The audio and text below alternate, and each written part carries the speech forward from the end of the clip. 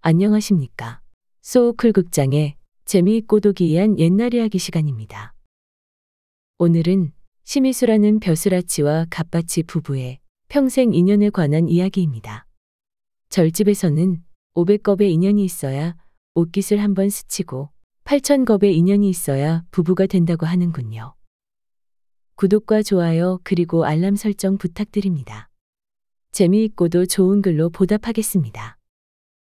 조선 제14대 선조임금 시절에 유명한 정승 시미수는 젊었을 때 홍문관에서 수찬 벼슬을 살았다.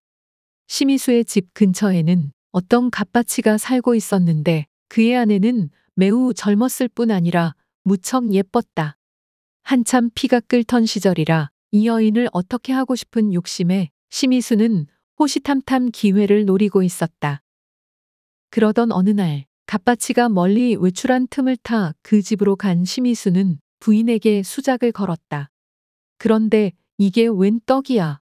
별로 거절하지도 않고 오히려 기다렸다는 듯이 응해주었다. 무식하며 거친 남편보다는 세련된 양반이자 이목구비가 빼어난 옥골 선풍이 주는 신선함 때문이었을까? 아니면 눈이 부셔서 차마 쳐다볼 수도 없는 양반 계급에 대한 외경 때문이었을까?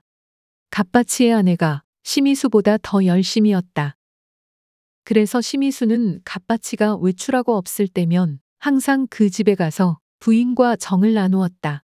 이렇게 하면서 세월이 조금 지나니 자연히 동네에 소문이 퍼졌고 누군가 귀띔했겠지 남편도 알게 되었다.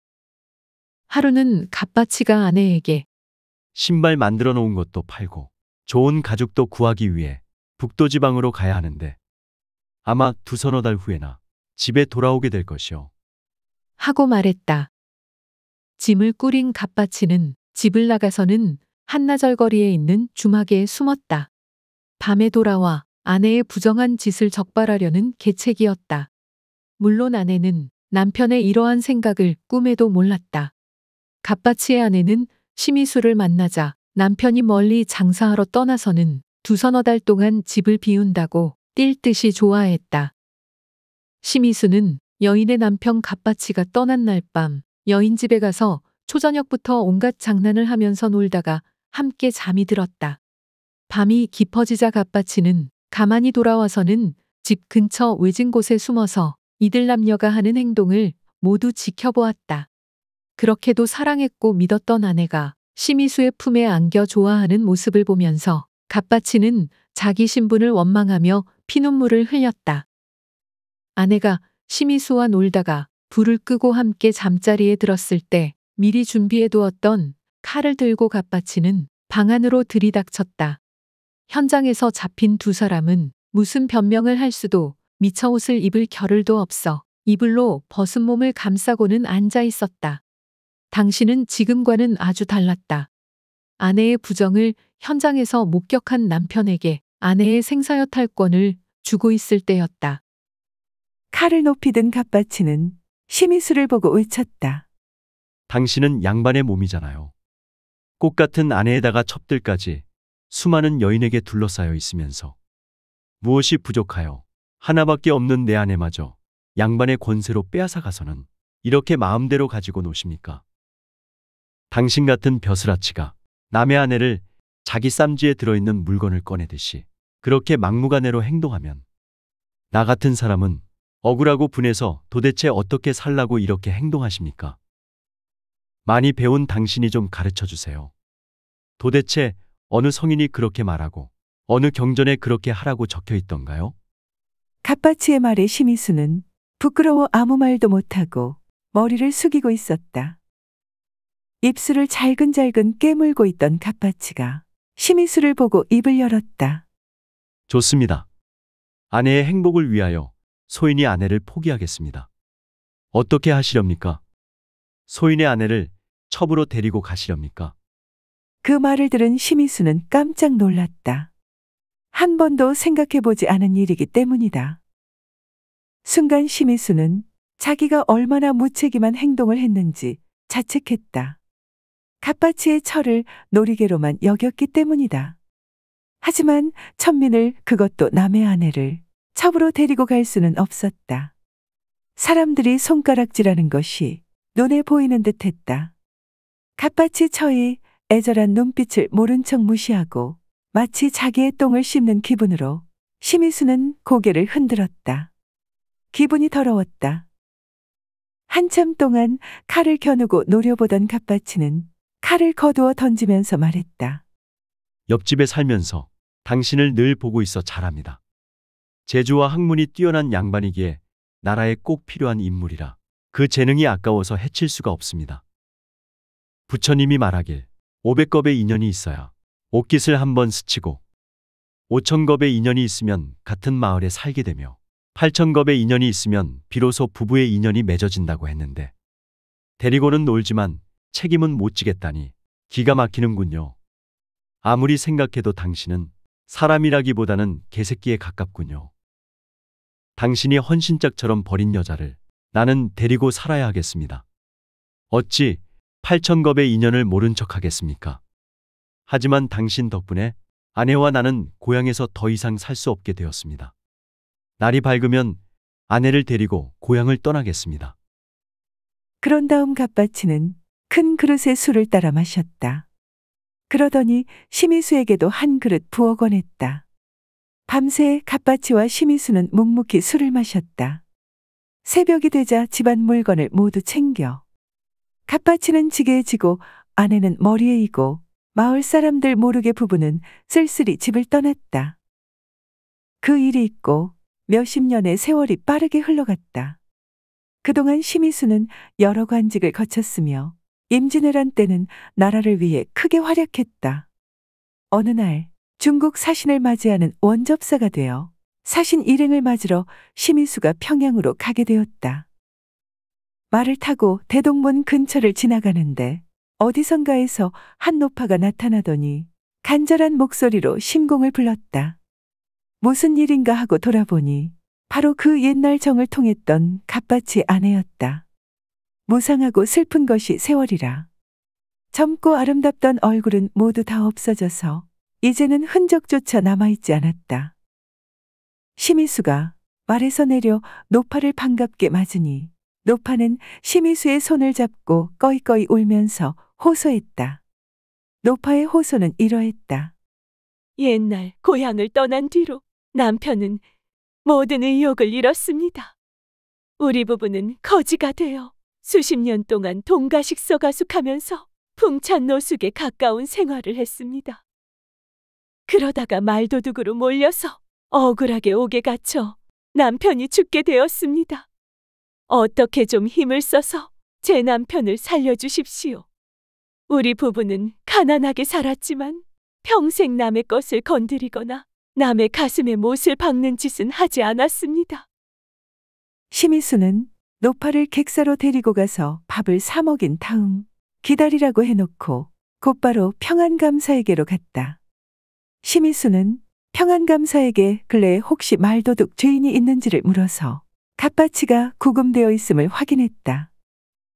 이날 밤 심희수는 평안감사와 술상을 마주놓고 앉았다.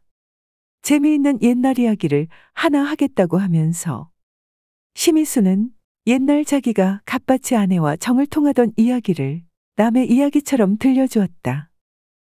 이야기를 들은 감사는 평양 감사인 자기도 느껴보지 못했던 감동이라고 하면서 좋아했다. 그러자 심희수가 고백했다.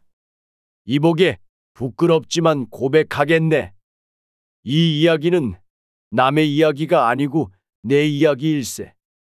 그리고 그 예쁘고 곱던 여인이 지금 초라한 모습으로 객사에 와 있네. 여인의 남편 갓바치는 말도둑의 누명을 쓰고 여기 가명에 구금되어 사형을 기다리는 중이네. 차마 나를 칼로 찌르지 못했던 그 사람이 말 도둑질을 했겠나. 잘 한번 생각해 보게나. 이야기를 들은 감사는 정색하면서 어쩐지 석연치 않은 점이 있었다고 말하고 당장 갓바치를 석방하라고 명령했다. 갓바치가 석방될 때 심희수는 감옥 앞에 서서 기다렸다. 젊었을 때 넘쳤던 혈기로 그의 아내를 건드렸고 그것이 결국 한 사나이의 일생을 망가뜨렸다고 생각하니 부끄러워 견딜 수가 없었다. 하지만 후회에도 이미 엎질은 물 되돌릴 수 없었다.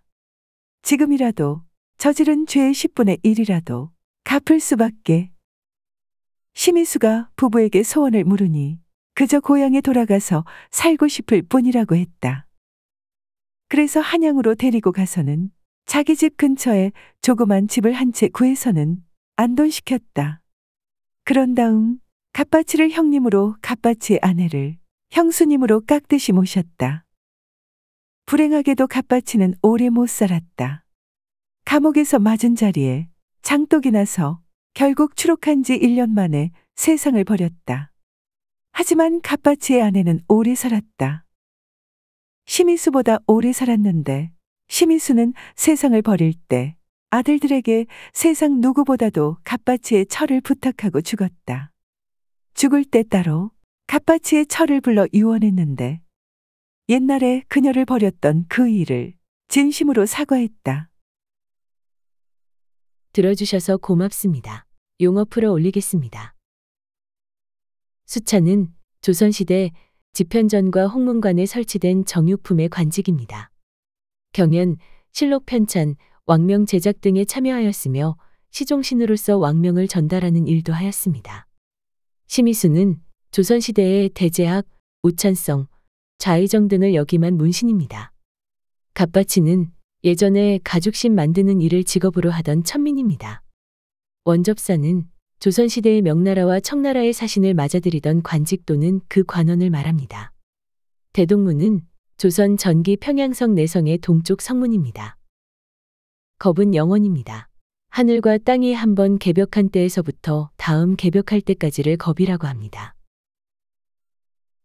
참고문헌 및 자료 출처 소개해 올리겠습니다.